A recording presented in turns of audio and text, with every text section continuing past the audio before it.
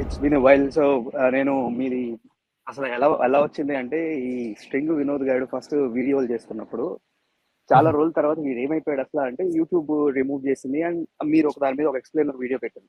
So that's how I recognise you, that's how I came to know you. And దాని తర్వాత few months ప్రతి weekend మీ streams తో సరిపోయింది నాకు. సో ఐ థింక్ మీరు ఇలాంటి ఎక్స్ప్లెయినర్ వీడియోస్ ఆర్ ఇలాంటి ఎక్స్పోజే వీడియోస్ చేస్తే ఎక్కువ కనెక్టివిటీ ఉంటుందేమో వేరే వాళ్ళతో అనేది నా చిన్న ఒపీనియన్ అండి. Yeah and you doing great work. And ఒక చిన్న ఫీడ్బ్యాక్ అండి, మీరు ప్రతి వీకెండ్ చేసి దట్స్ ఒక మరీ ఈడియట్స్ వస్తే you lose your cool, but you handling it very well. But ఇలా వచ్చినప్పుడు కొంచెం అంటే కొన్నిసార్లు not taking specific examples, but in general కొంచెం లాజికల్ గా కొంచెం గట్టిగా అంటే లాజికల్ గా మాట్లాడితే కొంచెం అండి, అంటే వేరే వాళ్ళకు కూడా కొత్త ఆడియన్స్ పంపించాలన్న మీ యాక్చువల్లీ అంటే ఫర్ ద మోస్ట్ పార్ట్ అండి, అమాయకంగా అడిగినా లేదా తెలుసుకోవడానికి అడిగినా I'm actually very much interested in explaining అండి. చాలా మంది ఏంటంటే ఫిక్స్డ్ ఒపీనియన్స్ తో వస్తారు, అది కూడా ఏంటంటే అపోజిషన్ వ్యూస్ ని తెలుసుకోకుండా వస్తారండి. ద పాయింట్ ఇస్, తెలివిగా ఆలోచించాల్సిన పని ఏంటంటే, నాది ఒక ఒపీనియన్ ఉంది, నా అపోజిషన్ యొక్క ఒపీనియన్ ఏంటి అని తెలుసుకోవడానికి ప్రయత్నించాలి first. Right, I could be wrong అన్న సంగతి ఎప్పుడు మైండ్ లో పెట్టుకోవాలండి. And personally I'm always of the opinion that నాకంటే లేదా ఇంతకంటే బెటర్ ఒపీనియన్స్, బెటర్ ఆర్గ్యుమెంట్స్ నా అపోజిషన్ వాళ్ళ దగ్గర ఉంటాయి అన్న ఉద్దేశంతో ప్రతిరోజు నేను what ever time I use on YouTube, it's always opposition research.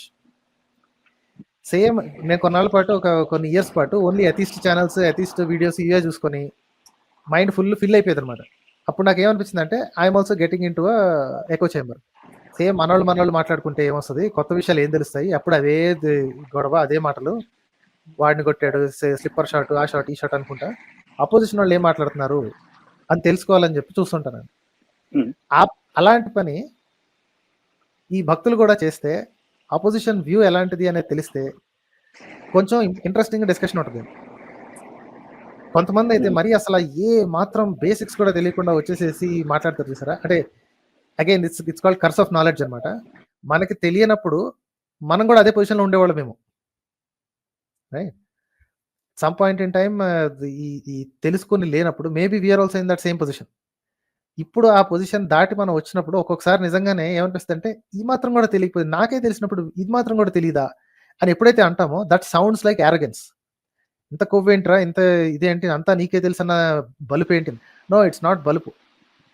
It is that నాకే తెలియంగా లేనిది ఇలాంటి ఇంత చిన్న విషయాన్ని మిగతా వాళ్ళు ఎందుకు తెలుసుకోలేకపోతున్నారు, నాకంటే పెద్దవాళ్ళు ఉన్నారు, నాకంటే చదువుకున్న వాళ్ళు ఉన్నారు, వాళ్ళు ఎందుకు తెలుసుకోలేకపోతున్నారు అన్న దీంతో వచ్చేదే తప్ప ఇది పొగరు కాదు. I don't know how to express that to these people. వాళ్ళు ఏమనుకుంటారంటే, కాస్త మాట్లాడగానే నీకు ఇంత పొగరేంటి, అంతా నీకే తెలిసి నువ్వే కరెక్ట్ అనుకుంటున్నావా అని. బాబు, నేను కరెక్ట్ అని నేను అనుకోవట్లేదు నాన్న, రాంగ్గా నేను చెప్పేది రాంగ్ ఏమో అని చెప్పి నేను అపోజిషన్ రీసెర్చ్ చేస్తూనే ఉంటాను. అందులో లాజిక్ దొరకనే నేను మళ్ళీ కొత్త ఒపీనియన్స్ ఫామ్ చేసుకుంటున్నాను. దట్స్ ఆల్ ఇట్ ఇస్ అండి. And is it the strong belief that is making people, అదే ఒక దాని మీద స్ట్రాంగ్ బిలీఫ్ కానీ. సరే, వాయిస్ డ్రాప్ అయిందండి శ్యామ్ గారు. ఇప్పుడు వినిపిస్తుందా అండి? Hello. Yeah, now it is better, చెప్పండి. యా, అదే ఇది మోస్ట్లీ ఇలా క్లోజ్ అయిపోవడానికి రిలీజియన్ అనేది స్ట్రాంగ్ బిలీఫ్ ఉంటారు. అంటే కొత్త విషయాలు వినకపోవడానికి, not even open to new ideas.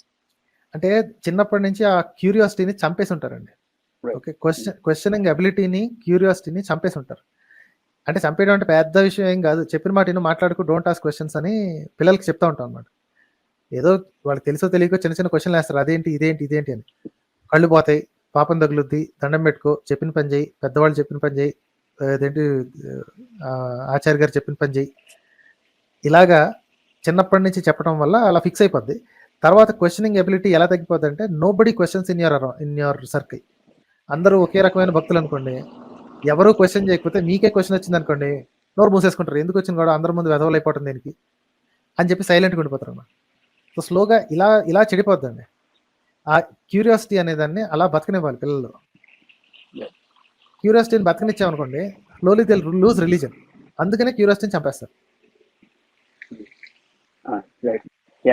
you're doing great work అండి. అండ్ మోర్ ఓవర్ ఇంకో అప్రిసియేషన్, ఇది సత్యాన్వేషి ఛానల్లో ఇవి బాగానే అండి, thumbnails, పిక్చర్స్ AI జనరేటెడ్ అనుకుంటా. Yeah. డాలీ నుంచి వస్తున్నాయి. థ్యాంక్స్ అలాట్ అండి.